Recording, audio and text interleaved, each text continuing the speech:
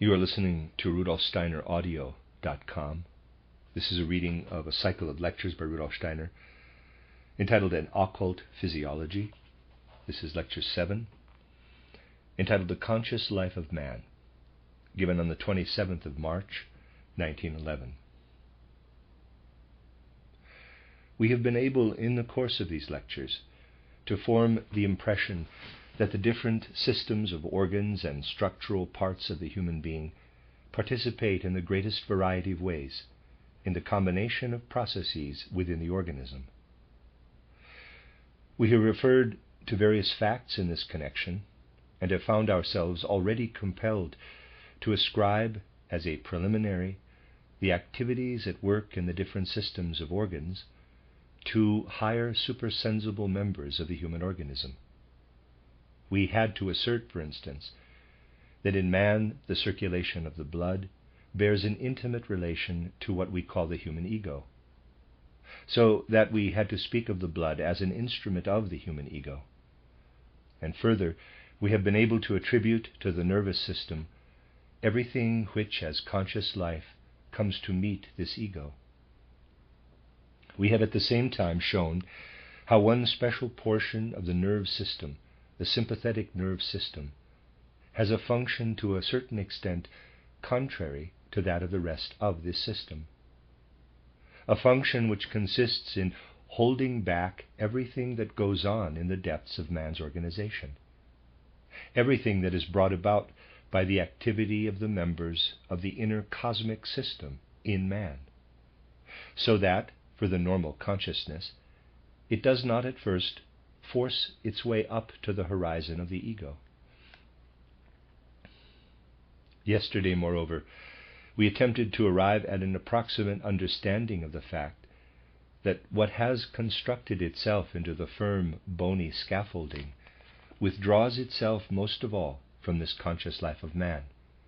Yet at the same time, we had to emphasize the fact that even in this solid scaffolding, a quality of being must be active, such as enables man to evolve an organ for the life of his ego, namely, the circulation of the blood. We may, therefore, draw the conclusion that the significance of the depositing of the bony system in man, as related to his whole organization, consists in the fact that he can maintain a human form at all, and that everything expressed in the processes which take place in this solid bony system is kept in the subconscious. We have always to do with something of this kind in the human organization, and we must be especially clear that something within it is shielded from the influences that play a part in our environment in the great world. We have stated, for example, that the 7 members of the inner cosmic system, especially that most spiritual one among them, the spleen, restrain the working of the external laws natural to what we take in as nourishment, that they convey the nutritive substances into the organism in such a manner that they are finally filtered into a form which enables them to exert their powers in conformity with laws and a vital activity of their own. This shielding of the inner processes, this transforming and implanting of outside matter, is most visible and obvious in the warmth of the blood. This blood warmth, which operates within strict limits of temperature, is regulated by conformity to its own inner laws. And in this conformity it is, in normal life, independent of what takes place in the warmth processes of the macrocosm, of the great world about us. Here, in the stability of the temperature of the blood, we have a perfectly obvious fundamental phenomenon. We must point out, therefore, that one of the most essential elements in the inner organization of man is that something possessed of being is cut off within set limits from the macrocosm and develops a vital activity of its own. Now, in order to advance still further in our understanding of the human organism, it will be well for us today to proceed for a short while from another direction. so as to direct our attention briefly to the conscious life. We know already from the preceding lectures that the conscious life of man employs the instruments of the blood and the nervous system. We have not, however, been able to go into the finer processes, for this investigation is something, we must frankly confess, still liable to startle the outside world, which so depends upon present-day customary science. On the other hand, anyone who has a basis of genuine and true occultism will tell you that the tendency of modern science is leading toward a confirmation, in the course of the next few decades, of those things which we are able to bring forward at the present time, though, to be sure, only through occult observations. If I could hold lectures for half a year instead of this short series, it would be possible, out of the findings of modern science alone, to bring forward all that is necessary for external proof of what must be only briefly intimated today. As it is, however, I must leave very much to the goodwill of my audience.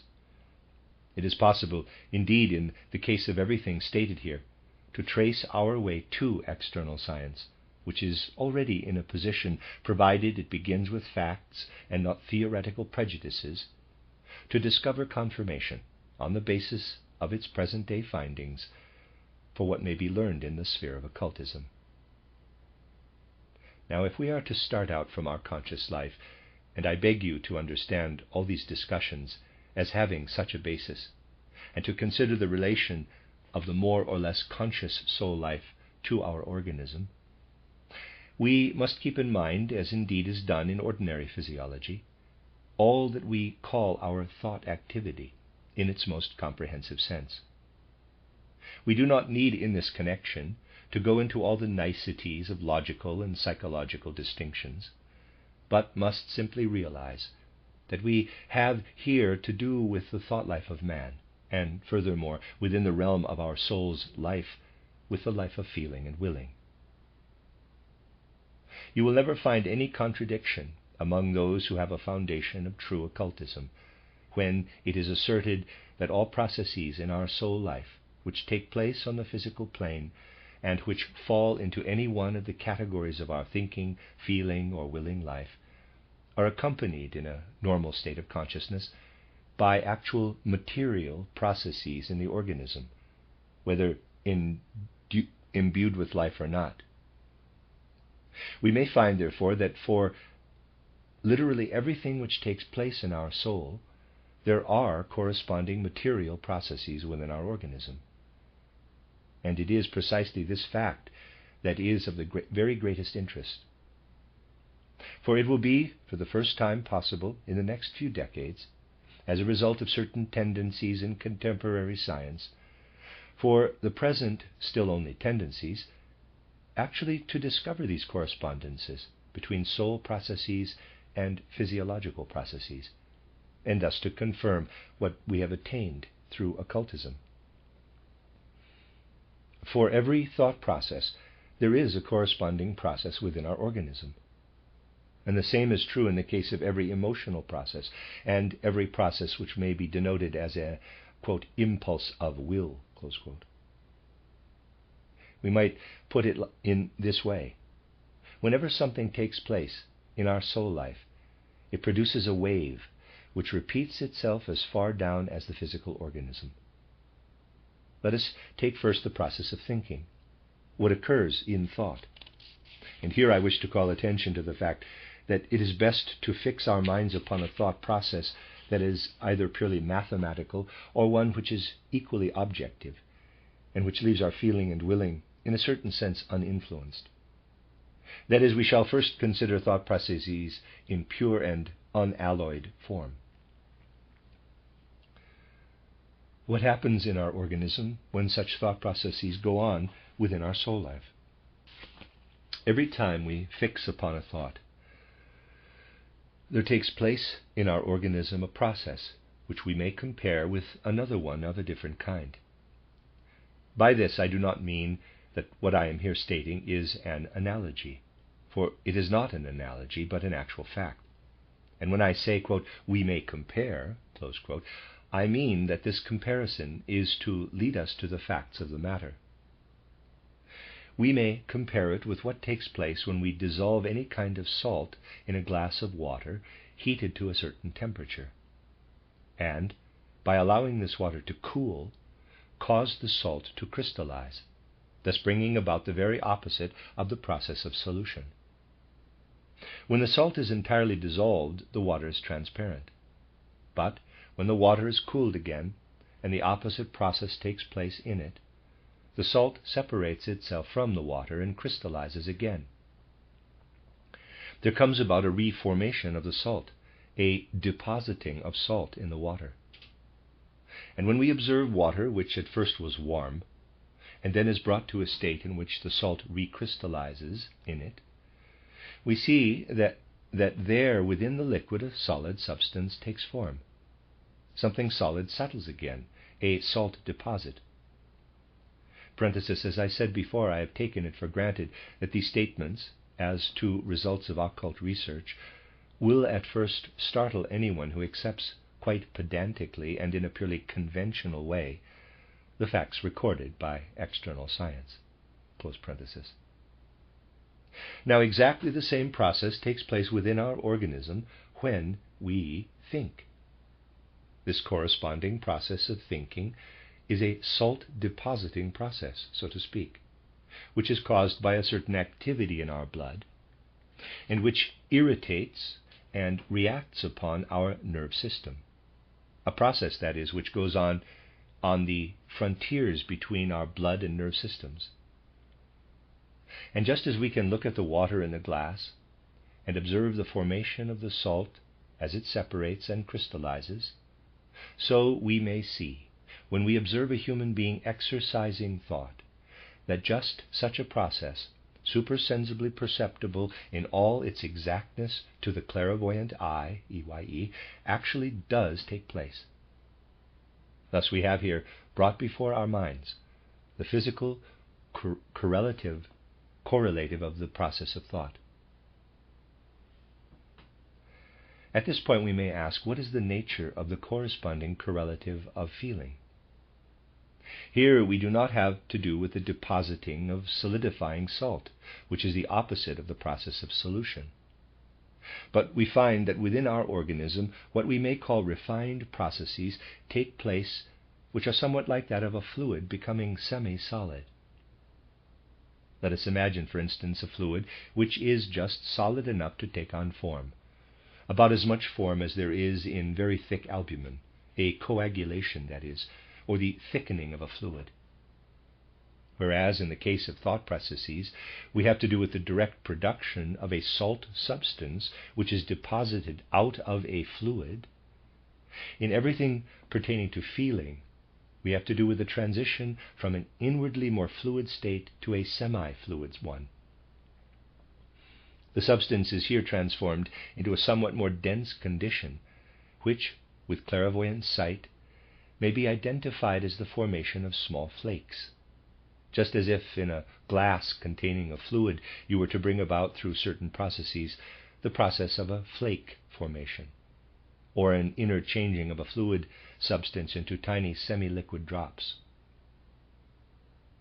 When we go on to what we may call the cherishing of a will impulse in the soul, we find that the physical correlative of this again is different. It is, moreover, even easier to grasp.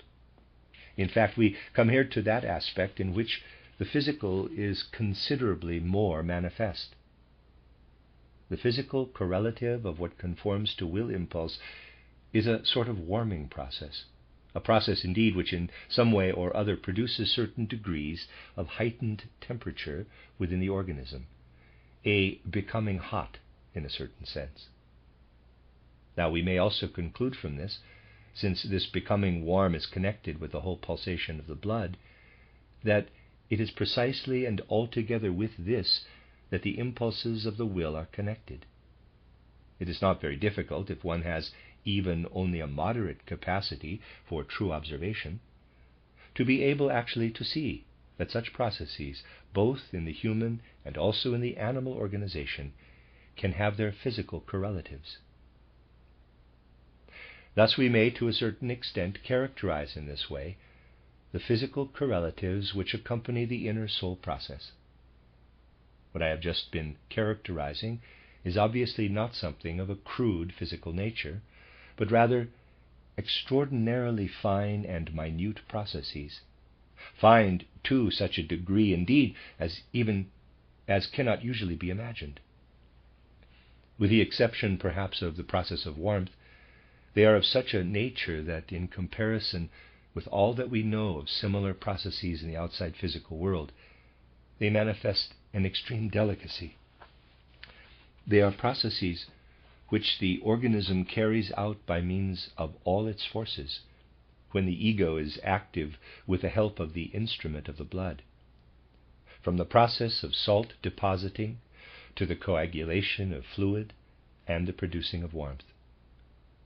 They are in part of such a nature that we might say the entire organism is affected by them, or in the case of the thinking process, for example, that one part of our organization, the brain or the spinal cord, is chiefly affected by them.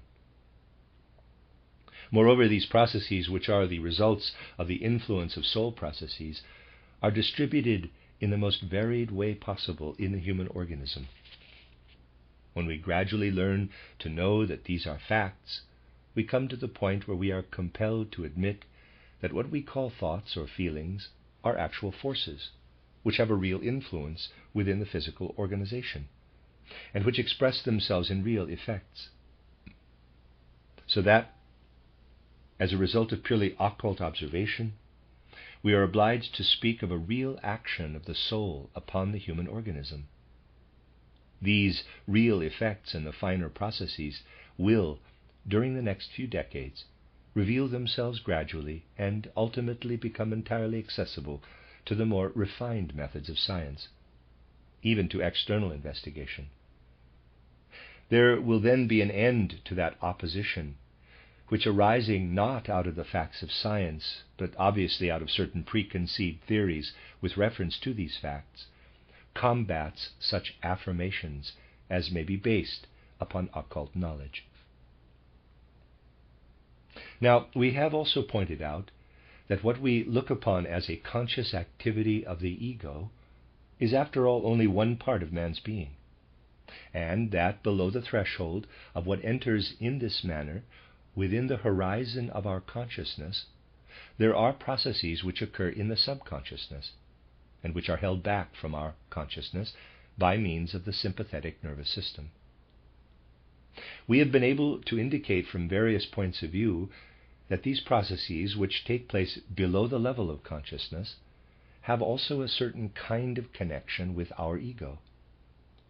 We have said, with regard to the most unconscious part of us, our bony system, that it is organized throughout in such a way as to be able to give to the instrument of the conscious ego the basis for an ego.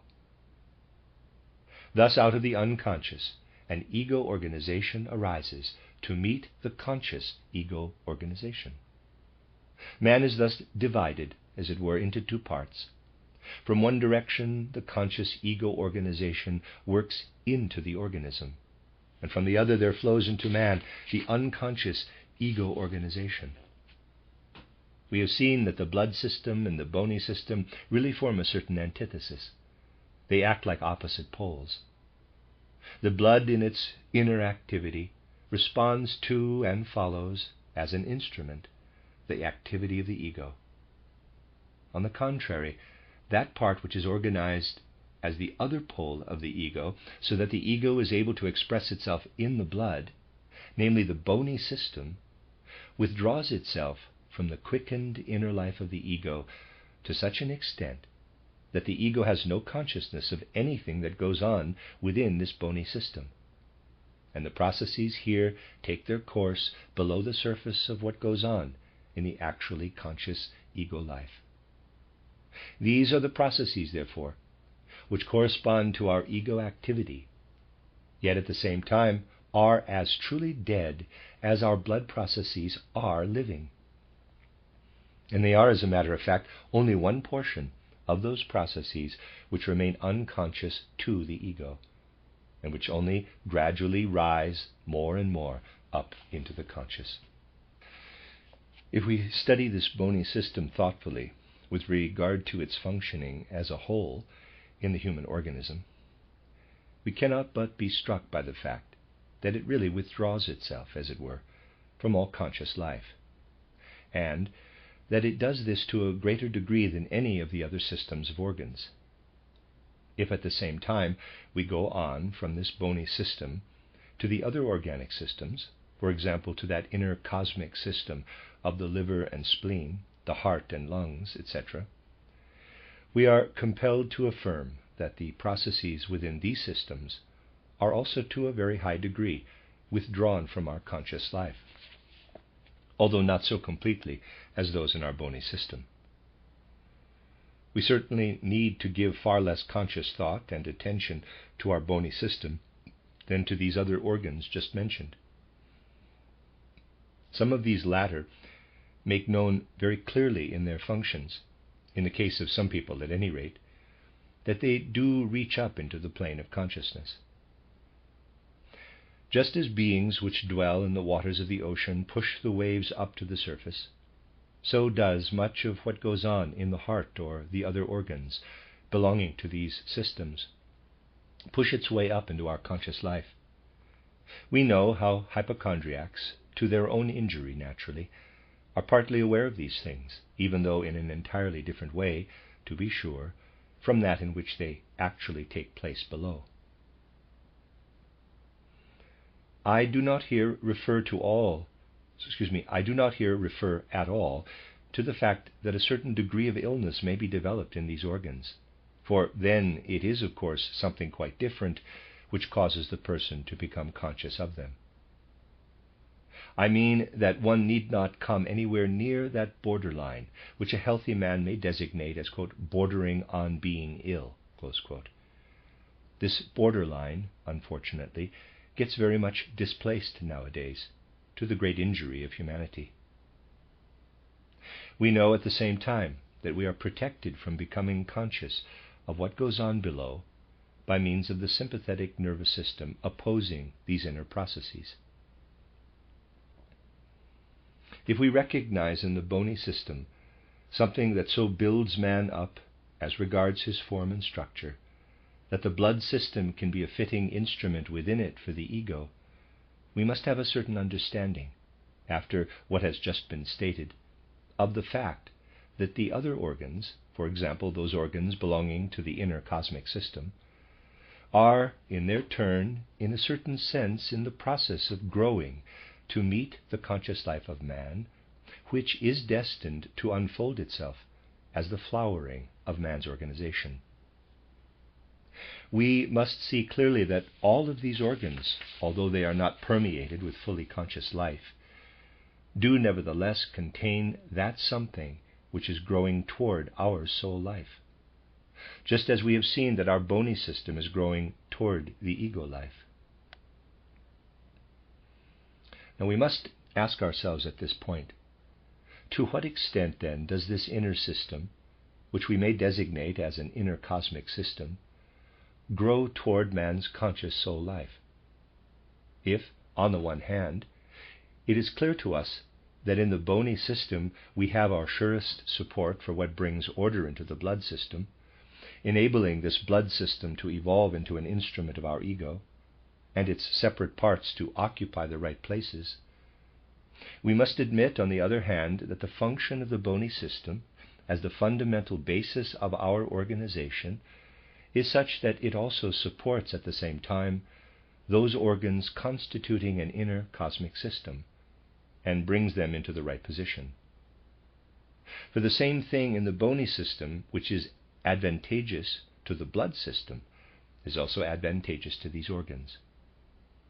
And if we make even a purely external study of these organs, we shall be especially struck by the fact that we can discover nothing in them, either in their disposition or even in their form, that is so intimately related to the outer limits of man's form as is the bony system. We have something, then, in man, which we may describe by saying that the bony system is the foundation, and whatever is disposed around it can be thus disposed only because it gives man his basic form. If we recognize in man's skin his external boundary, we must affirm that to a great extent this external skin boundary is already forecast by the whole structure of the bony system, a fact which led to Goethe saying in such impressive words, nor merely aesthetically impressive, but wonderfully fine also as a scientific expression, quote, "There is nothing in the skin which is not also in the bones." Close quote. That is to say, in the external skin formation, by means of which man's being is expressed in form, is demonstrated what is already there as a model in the bony system. This we cannot say with regard to our inner cosmic system. Yet, on the other hand, the fact that the functioning of this inner cosmic system thrusts itself up into lower levels of consciousness shows us that it has something to do with our astral body, for the astral body is the bearer of consciousness. And the reason why the astral body, as the bearer of consciousness, does not consciously experience what goes on in this inner cosmic system is that the sympathetic nerve system holds it back. This we have already mentioned. We must affirm, therefore, that this inner cosmic system does not appear to be an expression of the subconscious self, that self which is to be found as a model deep down in the foundation of man's being, but rather that it is so incorporated in us through the universal cosmic process that its relation to our astral body is similar to that other relation which enables the human form, as expressed in the bony system, to offer a basis for the most comprehensive form of the ego. We may say, therefore, that in the bony system, but deep down in the unconscious, we have an already highly developed pattern of the human ego, and that in what we call our inner cosmic system, we have the pattern of our so-called astral body. It is important to keep this disposition clearly in mind. The bony system serves as a basic model for all that we call our ego. Naturally, we mean this in the sense in which we are here discussing it, and the inner cosmic system for what we call our astral body. Of course, this inner cosmic system, in its entire organization, since it still lies almost wholly below the level of consciousness, does not in any way derive from the conscious soul life, but is implanted in us through our external organization out of the cosmos. This means that something we may call a cosmic astral element merges with us in such a way that it expresses itself in our inner cosmic system. In our bony system, there is merged into our whole organism, here again out of our whole environment, that which the cosmic process is able to bestow upon us. Since this is connected with the entire form of our physical organization, we must say that this bony system is really, as a result, the basis of our physical body, so far as this appears before us within the boundary of its physical form. A macrocosmic element, or to put it plainly, a cosmic system, which has given us the physical form we have as human beings, has been deposited in our bony system. A macrocosmic astral world system is deposited in our inner cosmic system. The ego, insofar as it appears as a conscious ego, has the blood system for its instrument, but insofar as it is forecast as form, as structure, there lies at its foundation a cosmic force system which presses into the ego organization, into the firm ego formation, and which sets its deepest imprint in our bony system. Let us grasp the matter clearly from still another point of view. We know that everything which manifests itself in the ego as a thought element comes to expression through a kind of salt deposit, if I may use such an expression as this. For you can well understand that ordinary expressions are scarcely to be found for things which are not in the least understood by the ordinary human consciousness, yet are known by clairvoyant consciousness to be a process of salt deposit of the finest possible kind. In our bony system, in which our ego was modeled beforehand out of the cosmos, and where it has its firmest support, so that the whole organism possesses this support, there also we may accordingly expect to find that a, in quotes, salt deposit must have been forecast for us as thinking beings, and here again through the physical process of salt depositing. In other words, we may expect to find salt deposits in the bony system. And in actual fact, we do find that the bones consist of phosphate of lime and calcium carbonate, that is, of salt deposits. Thus we have, here again, two opposite poles. Man is a thinking being, and it is the thought process that makes him inwardly a stable being. Parenthesis, for in a certain sense our thought system is our inner bony system. We have definite, sharply outlined thoughts, and though our feelings are more or less indefinite, wavering, and different in each one of us, the thought systems are inserted in stable form in the feeling system. Close parenthesis.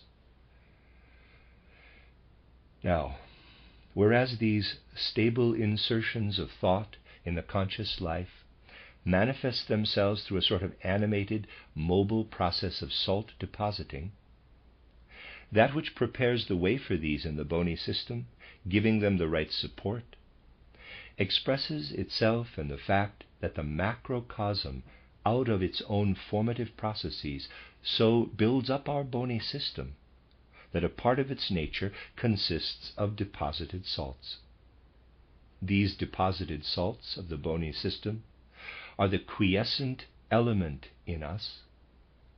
They are the opposite pole to those inner vital activities which are at play in the process of salt depositing, corresponding to the principle of thought.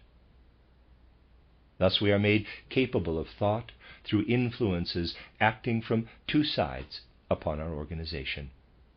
From one side, unconsciously, through the fact that our bony system is built up within us.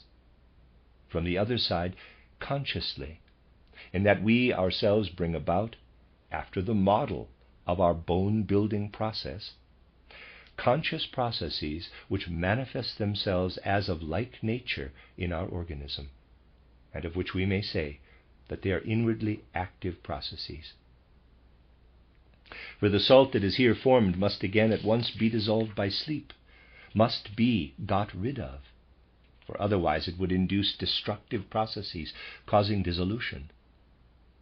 Thus we have processes that begin with the deposition of salt and then are followed by destructive processes, constituting a sort of reactionary process.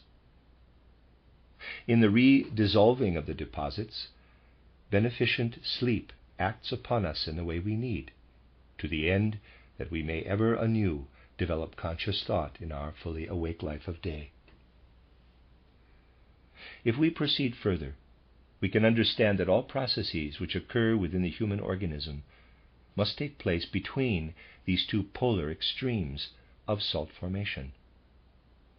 We are here dealing with the process of salt formation in the spiritual sense, but this must be conceived as I have today explained it. It will not do simply to say, quote, thinking is a process of salt formation, close quote, for people will then imagine what is now popularly conceived by the layman as the process of salt formation, and then it will be easy to say that spiritual science maintains absurdities and nonsense. Between these processes, which must be conceived only in the sense we have indicated, there lie all the other processes to which we have called attention. For if we have salt formation occurring in a vitally active thought process, and the opposite pole of this in the salt formation of our bony system, which has to a certain extent come to rest, we can likewise affirm that we have all through our organs the opposite pole of what we may designate as the liquefying process, as inner coagulation, as a flocculant process, albumin-like insertions, or something similar. In this case, again, it is not to be found only under the influence of our own feeling life, which takes its course more in the depths of the soul, but from the bone-building process also.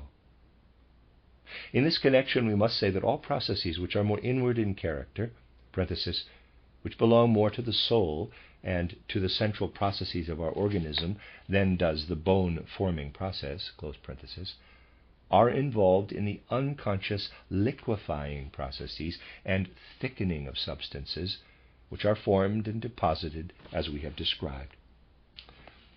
Now, the first thing we come upon here is something in which the bone-building process is actually involved, namely those liquefying processes to be found in what is mingled with the bone salts as the so-called bone glue. In these processes, the other pole of our bony system participates, and thereby meets that which forms the physical correlative of our feeling process. The process connected with the will impulse expresses itself in a warmth process, an inner warming process, so to speak. Processes of combustion, the formation of combinations, which we call inner processes of oxidation, occur throughout our entire organization. And insofar as these go on below the threshold of consciousness and have nothing to do with the conscious life, will impulses and the like, they belong to that other part of our organization, which is shut off by the corresponding organs and is susceptible to influence from the subconscious life. The human being is thus protected inwardly on one side by a part of his organism in which these processes take their course much as they do outwardly in the macrocosm. And on the other side, his protection is such that these processes are connected with his soul processes and are of a finer kind, as has been explained.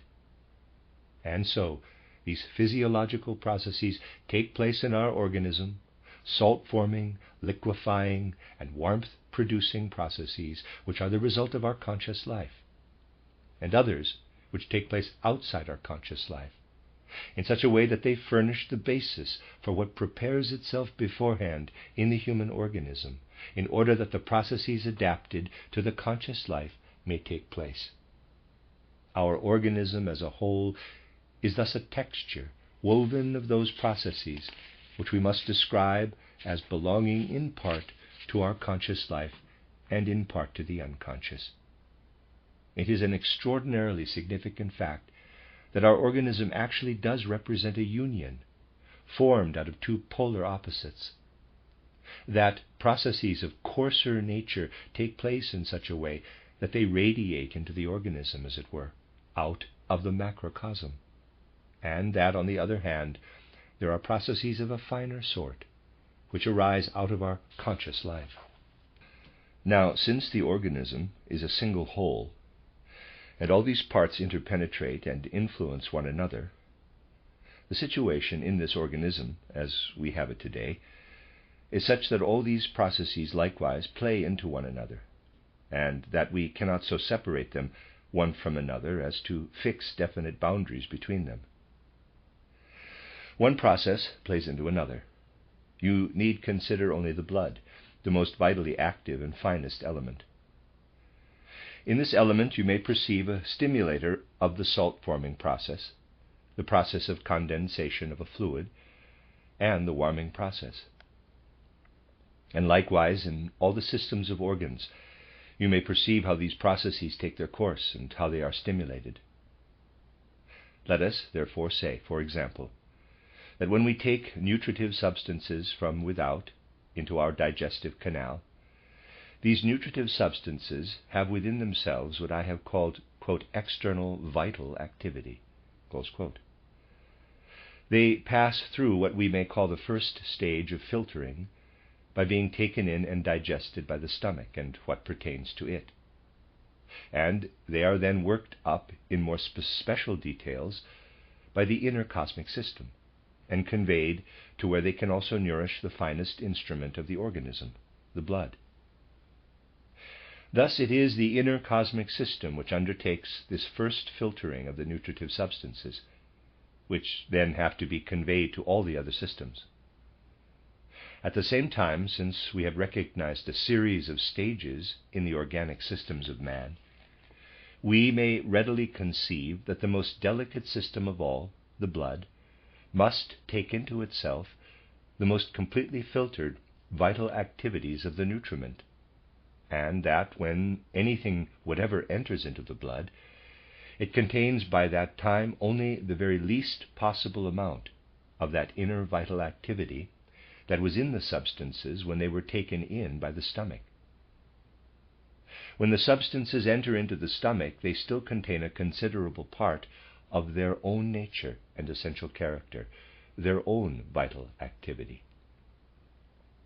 But when once they are in the blood, they must have surrendered all this, insofar as they are nutritive substances that have been conducted into the blood, and must have become something new.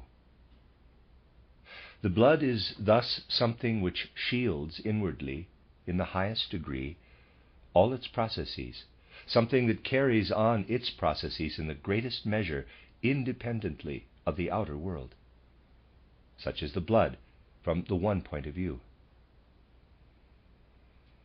But we have already indicated that this blood is like a tablet, which is equally exposed on its two sides, exposed, that is, to impressions coming from both directions.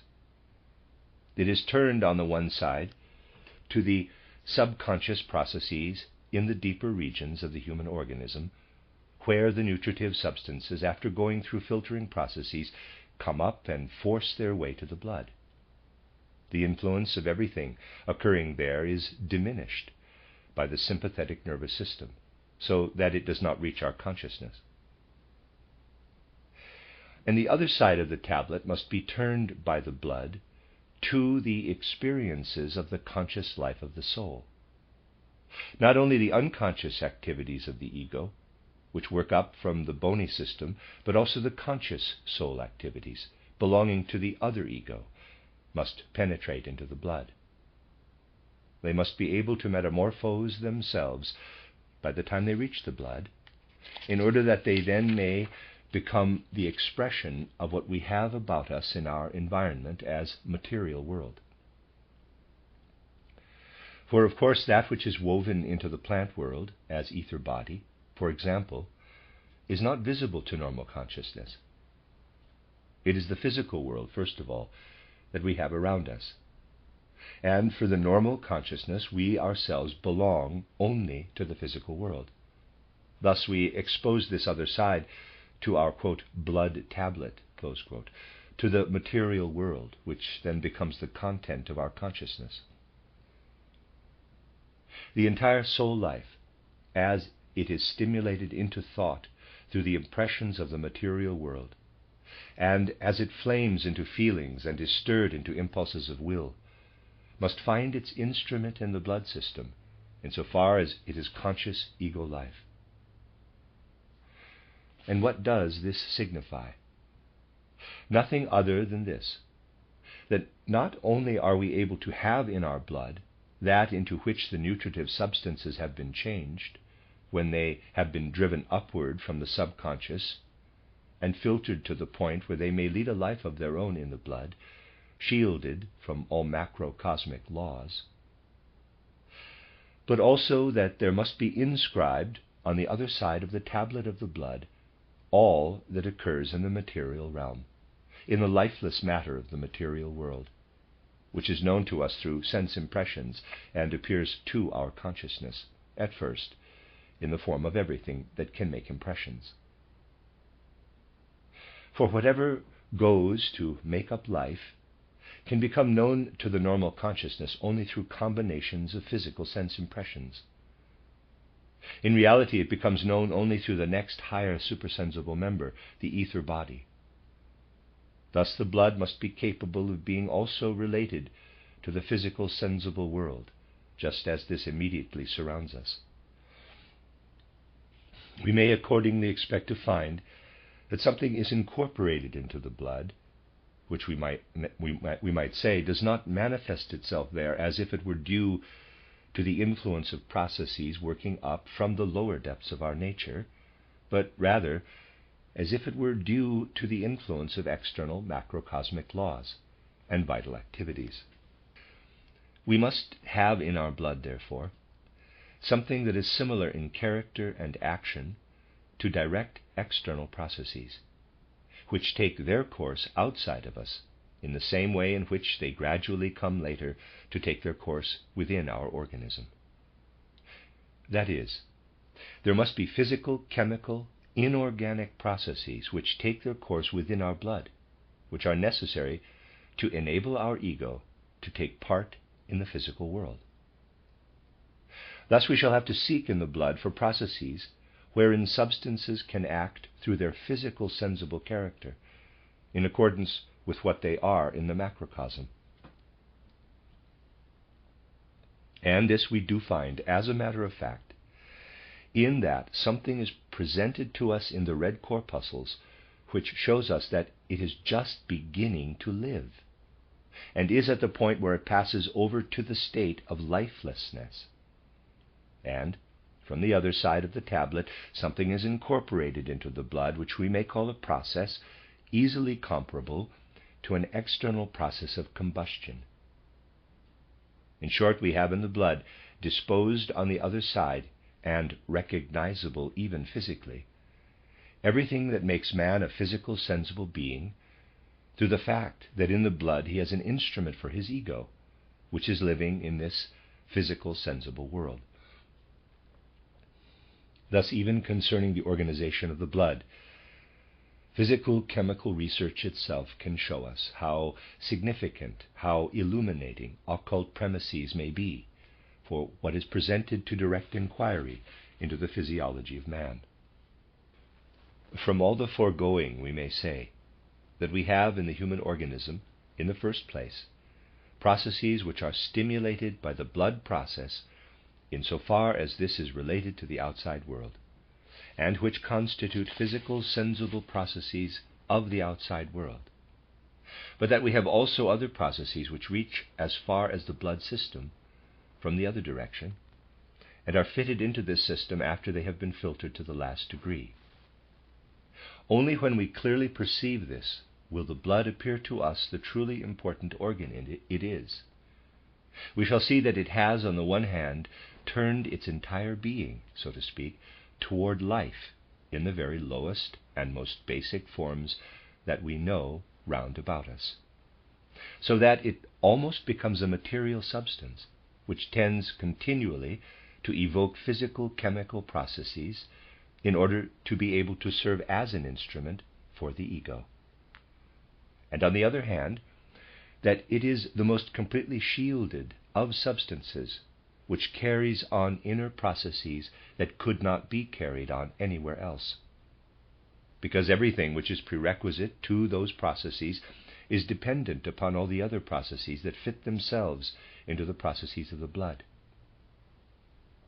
In other words, the finest and highest processes which are stimulated out of the depths of our organism unite within the circuit of our blood with the other, the physical chemical processes which obey the laws of the external world. In no other physical substance does the material world meet quite as immediately with something quite different, something that requires the activity of supersensible systems of forces for its existence, as in our blood. This is not manifested in the physical world in any other substance as in the blood, which permeates man's organism. In fact, this blood is something in which the lowliest that man can see in processes around him is combined with the loftiest that can take on organic form within his nature. It will be entirely clear to us, therefore, that in these blood processes we have before us something which, if it becomes irregular, unrhythmical, must cause irregularities in the greatest measure in our entire organism.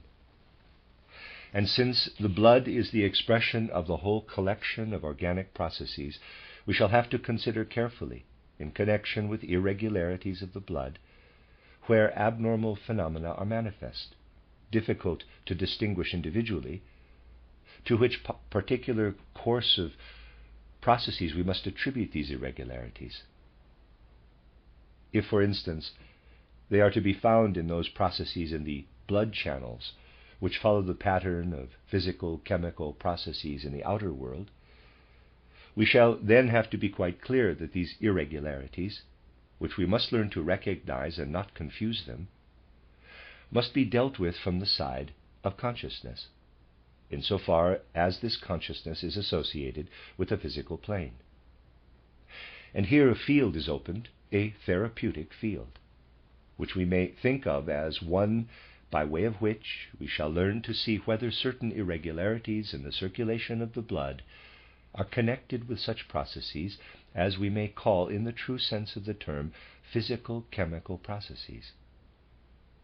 We shall then be able to intervene by means of such external impressions and appropriate control of external sense impressions as we can evoke in dealing with a human being. In this case, such external impressions as can produce physical chemical processes. That is, through everything that we can convey to the physical organism from without. By this we mean not so much the soul and spiritual impressions we can employ, though these are also included, as all those especially which we can effect through a control of the breathing process, through watching over the breathing process and also over the reciprocal action of the human organism and the external world through the skin. Then again, we can also see in the blood organism the most delicate organic processes working from the other direction. And we shall have to understand, with reference to this blood organism, that it represents the third stage in the refinement of our nutritive substances. If the blood organism, because it evokes those delicate processes of salt forming, liquefaction, and warmth, under the influence of external impressions, is thereby predetermined from without in its physical-chemical course by the soul processes themselves, we may ask how this process, as a blood process, is determined from within. We must distinguish the function belonging to the blood by reason of the fact that it is blood, but we must also understand that it needs to be nourished just like any other organ. We must consider it in the same way as any other organ that needs to be nourished. And on the other hand, we must also recognize it as the organ standing at the highest stage of organic activity. With regard to this activity, we must consider especially what we call the inner support of human life. The blood, which is the opposite extreme, so to speak, from the bony system, must be most of all protected in order that in our thinking it may create, as the instrument of thought, insofar as this thought has ego consciousness, that it may be able to create the process we have called the deposition of salt. This protection must proceed from the blood itself. Therefore the blood must, above everything, be capable of calling forth, spiritually as it were, a spiritual bony system, must be able itself to cause the process of salt forming. This is a task to which the blood must so devote itself that it can be independent of the other organs, and need only receive from the other organs the least possible support for its own work. Least of all do the vital activities of the other organs play into this salinating process of the blood, so that, in respect to this process of salt deposition, in relation to thought, the blood intensifies the inner existence of man. And how can we fail to recognize this, since our thought is the most inward thing we have, that in which we most completely interiorize ourselves to our normal consciousness? Whereas in our feelings we are, to our normal consciousness, at the borderline between the inner and the outer, and in our will impulses we come into such strong contact with the outer world that under ordinary circumstances the human being no longer recognizes himself in his will impulses. Man recognizes himself always in his thoughts, but not in his impulses of will. This may be seen from the fact that there has been so much controversy in the world over the question of the freedom or absence of freedom of the human will, as well as over its other qualities. In our thought system, which has its physical correlative in a process of salt deposition, we have the innermost aspect of what the ego has to accomplish as an instrument, of what the blood has to accomplish as an instrument of the ego. And since the process of salt deposition must be completely interiorized and protected against the other organs, this capacity of the blood may be most of all hindered by abnormalities within it.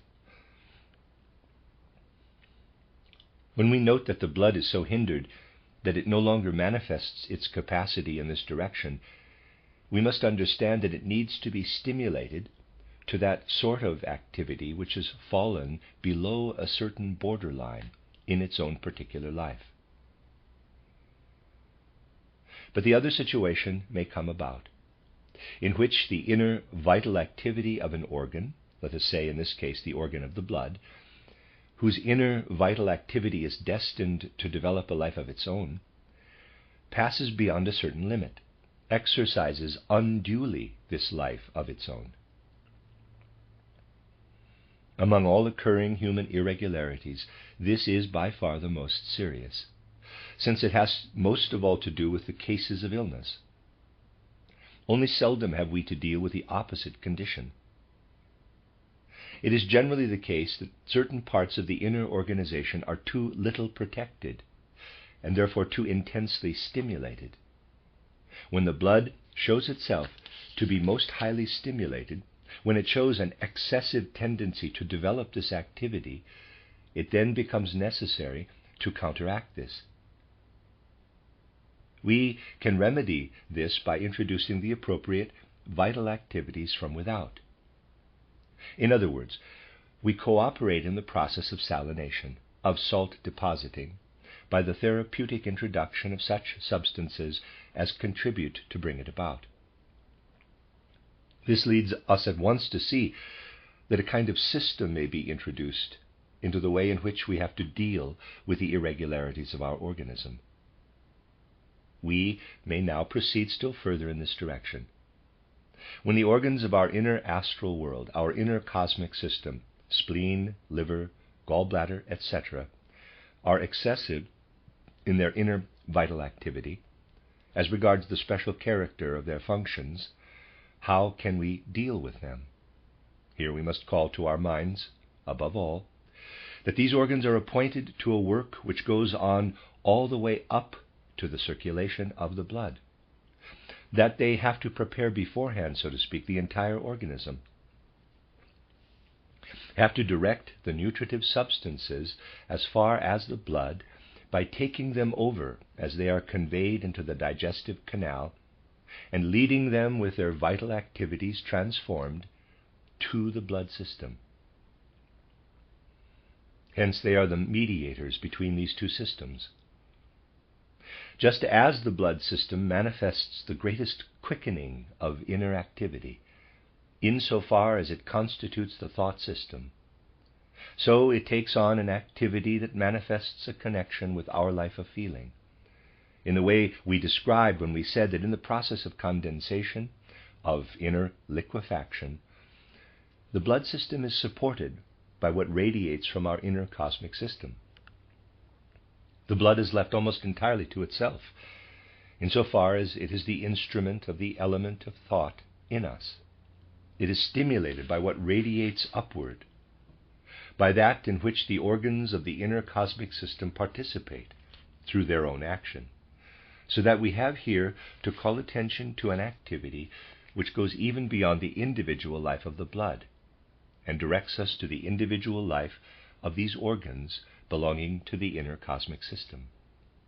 Now, when the functions of these organs, liver, gallbladder, kidneys, lungs, and the rest, develop too intense a vital activity, an overflow of life, we are then concerned with the question how we may, in similar fashion, deal therapeutically with these processes.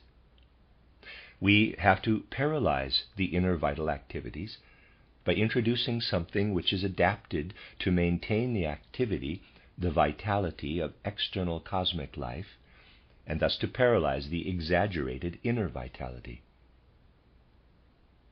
Just as we combat the excessive inner vital activities of the blood, paralyze them, so to speak, by introducing salt-containing substances, so we may also reduce the excessive activity of these organs by introducing substances which develop their own inner vital activities and work in opposition to those of the organs concerned. Thus the question now arises for us how we can work on these organs and also on the lowest organs, which have a still lower function, on those digestive organs, namely, which have to do with the preliminary preparation of the nutritive substances for the inner cosmic system. In other words, how shall we deal with the individual organic systems which we consider when we consider their gradual upbuilding stage by stage? In tomorrow's lecture we shall answer the question, quote, how does the picture of a diseased organ appear to us in the light of occult physiology, close quote. And we shall also show how other organs are incorporated, for example, the system of muscles. And we shall bring our reflections to an end by showing that what confronts us in the already evolved organism is quite plainly connected with the becoming organism, with the human germinal life. Indeed, it is precisely here that this is so very distinct, if we are able to presuppose occult principles. It will then become clear to us, quite of itself, how the remaining members participate in the work of the human physical organization. The end of Lecture 7.